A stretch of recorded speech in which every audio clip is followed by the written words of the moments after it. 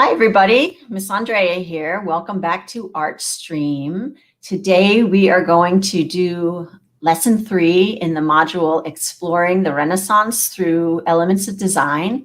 The first 2 lessons, lesson 1 was line design or line drawing, and the second one was shading. Today, we are going to do a lesson on chiaroscuro, which is a particular type or way of shading. This was popularized in the Renaissance. And we're going to do a special unit on that because it is really important to practice with intention.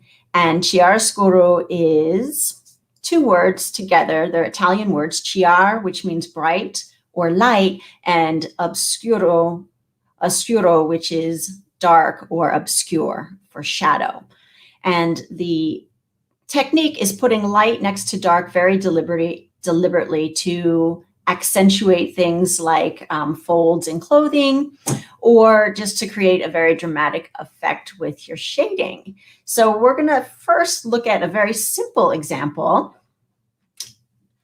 And we're going to move down to the doc cam here. And we're going to see a very simple example of a chiaroscuro here, where you have a simple object and you have a value with black to white. Okay, so you can see, I'm going to point out a couple of places in particular.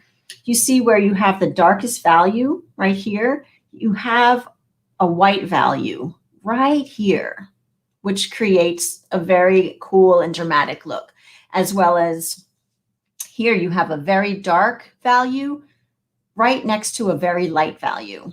Again, here, a very light value right up against a very dark value. So this is a perfect example of chiaroscuro, okay? So as you can see, the light source on this sphere is coming from right up here and shining right down here, which is where the light source is. Okay, so that is what we're going to be working on today. We're going to be doing monochrome or monochromatic, which I'll show you in a moment. But I also wanted to give you another example of chiaroscuro with color. We're not going to do this particular multicolor chiaroscuro today, but I would like for you to see an example. So it was Leonardo da Vinci that made color chiaroscuro very popular. He was the first to do it in the Renaissance. This is a painting by another Renaissance artist named Caravaggio. And as you can see, I'm going to move this up a little so you can get a look at the folds. See those beautiful folds in her blouse here, or accentuated by the dark to light, dark to light. And then, of course, the very dark in the background and the light source here, shining light onto the woman who's sitting at this chair, and the very light colors here to represent the light falling on her from the candle up against the dark. Okay, so now I'm going to have everybody, we're going to talk about monochromatic. So monochromatic comes from 2 words, mono for meaning one, and chromatic meaning chrome or color. So we're going to just work with the value of one single color. And we're going to start by having you gather some materials. Okay, so the first thing you need is a piece of copy paper, a pencil, and a ruler if you have one. If not, you can just use a straight edge, which could be the spine of a book. And then you're going to choose your favorite color from your colored pencil collection. Me, I'm going to choose red. Okay, so go ahead and gather your materials, and we're going to start by doing a monochromatic color continuum. Okay. All right, so the first thing you're going to do is you're going to take your copy paper and you're going to hold it landscape view, which is oriented horizontally, and you're going to go ahead and fold up the edge on the lengthwise about 1 inch to 1.5 inches. It doesn't need to be perfect. You just want to guesstimate. Make that crease. Then you're going to open up your paper and flatten it, and wherever that crease is, that's going to be your continuum, very much like I've done right here.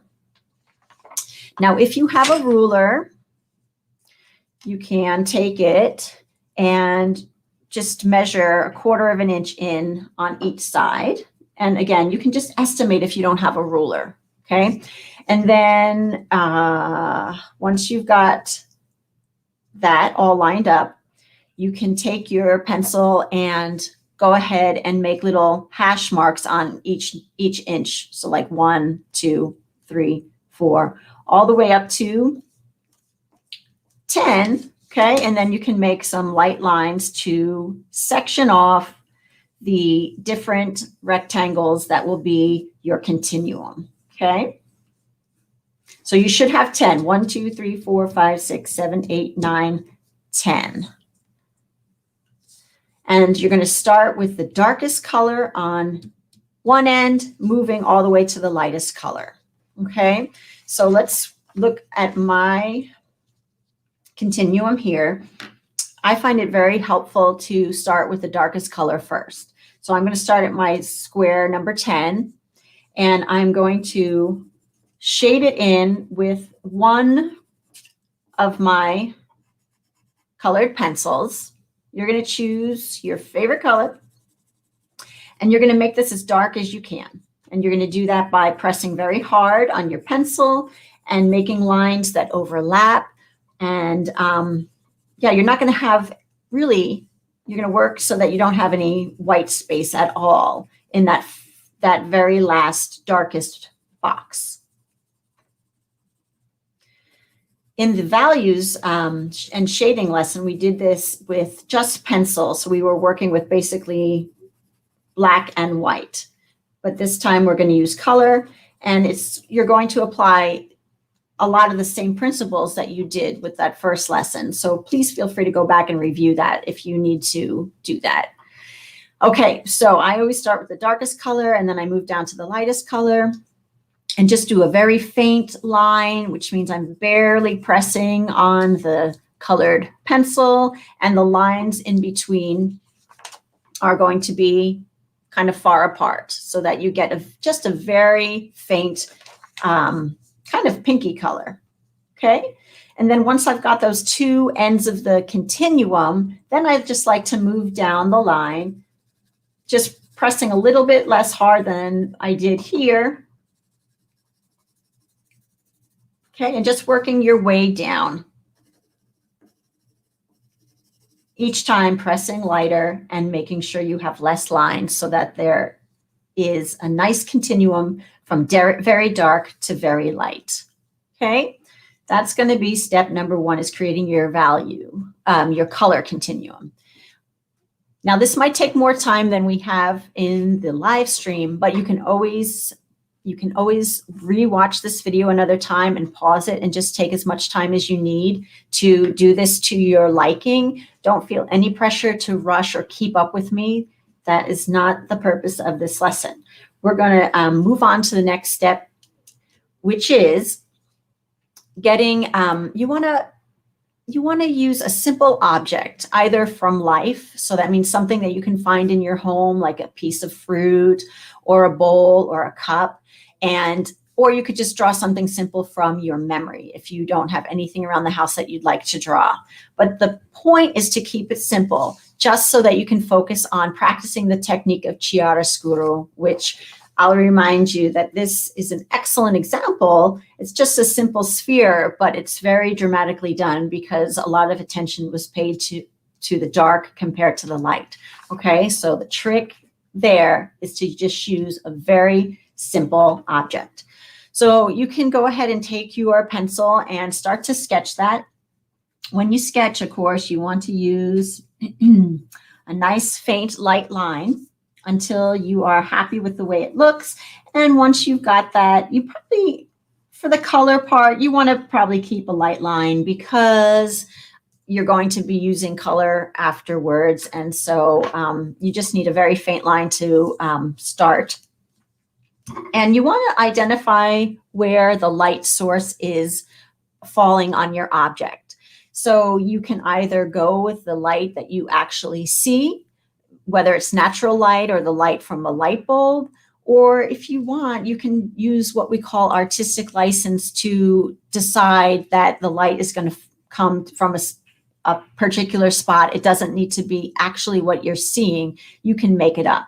So if I wanted my light source to be coming this way, like it was in this example, you see that the light is shining right here, then you would identify that. And you probably want to make an area where you are kind of blocking it off so that you remember to keep this area very, very light or faint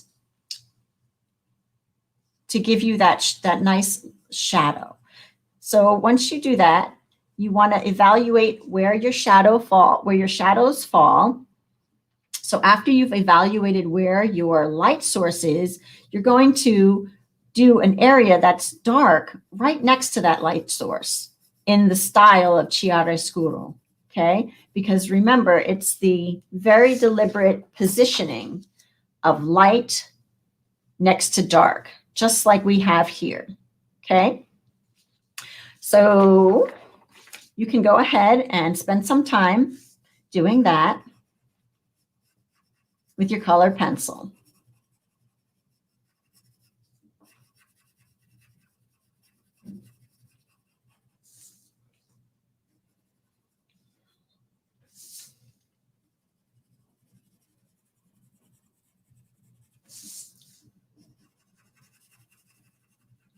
And you can, if you have time,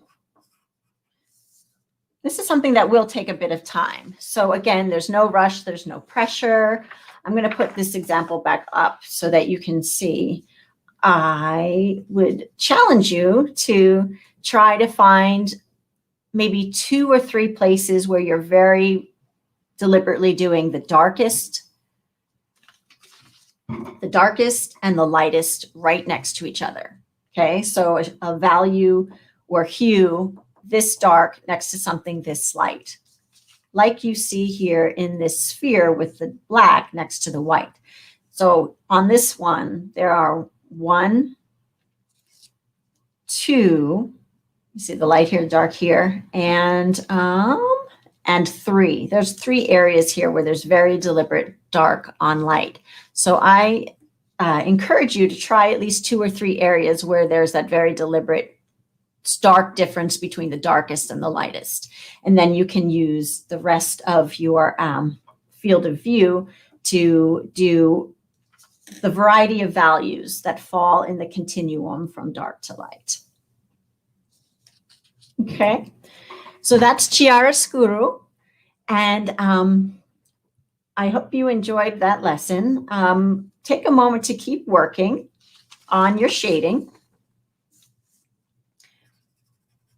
And we're going to work for a couple more minutes. And then we'll move on.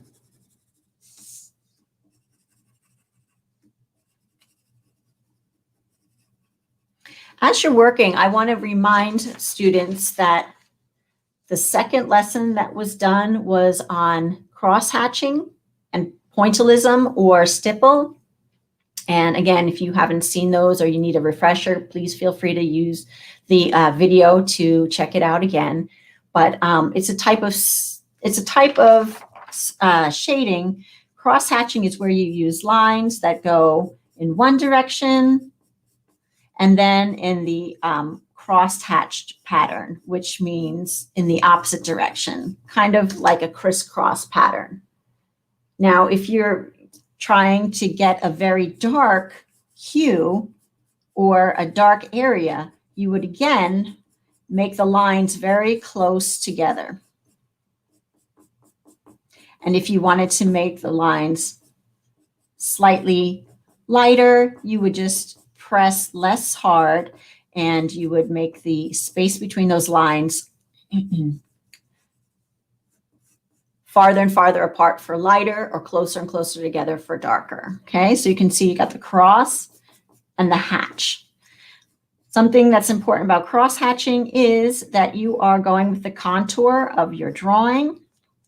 So if your drawing is rounded like mine with an apple, you're not going to do a straight line. You're going to do a line that is in keeping with the contour of the object in which you are drawing. Okay, so you can feel free to use cross hatching to shade in this chiaroscuro lesson. Or another technique for shading is using the side of your pencil. So it's kind of like holding it in a different way than you would for writing your name. And you can shade by just holding your pencil down a little bit. So you're not using, instead of using the point, you're using kind of the side. It gives you, there's more dimension to it. So you can do, instead of doing just a simple line, you can do an area much quicker.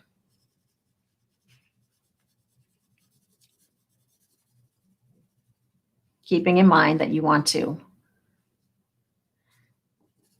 go heavier and harder, pressing with more force for the dark lines, the dark areas, and very light or faint touch for the areas where you want to have light. Okay.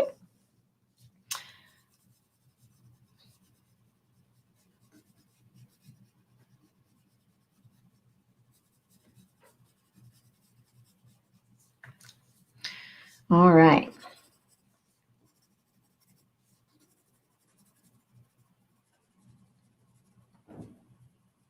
So once you've identified your your lightest value and your darkest values,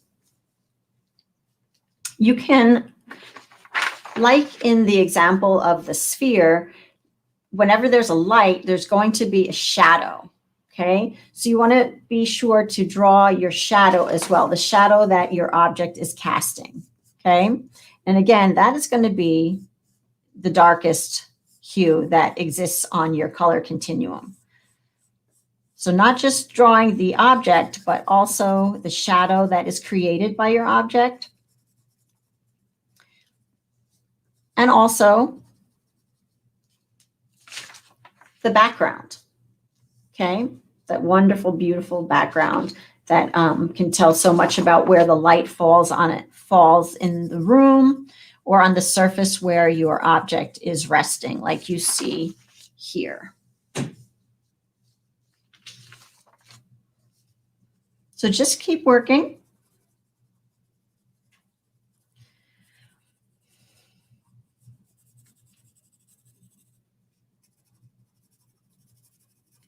And we're going to transition to closing in 2 minutes.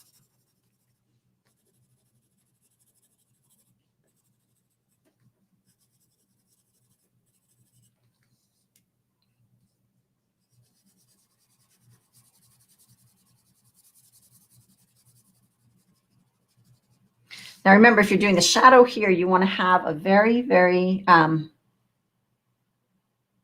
small area where there's very light,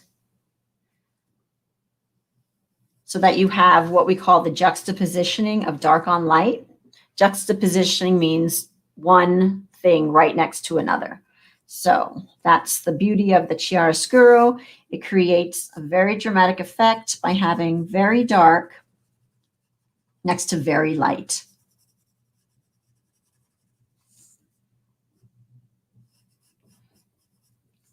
And in order for that to really stand out, you kind of have to do it on both sides.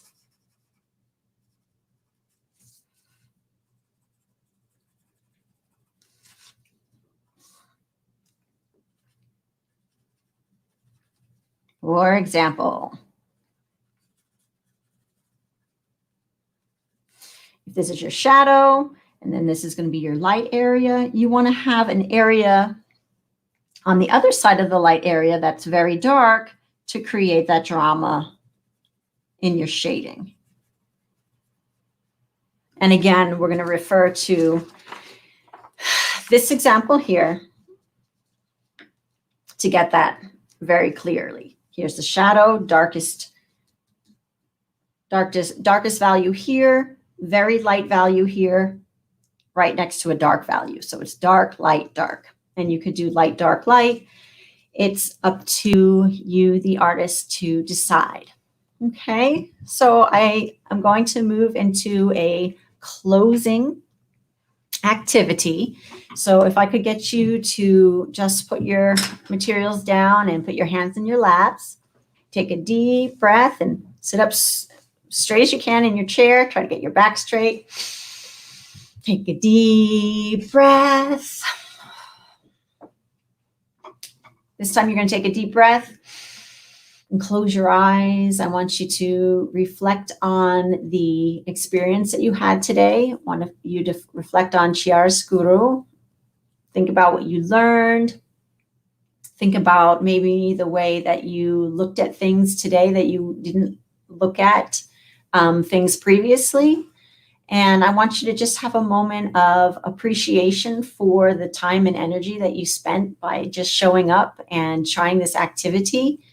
Again, you can refer back to the videos when you are throughout the course of your learning and throughout the course of doing your activities.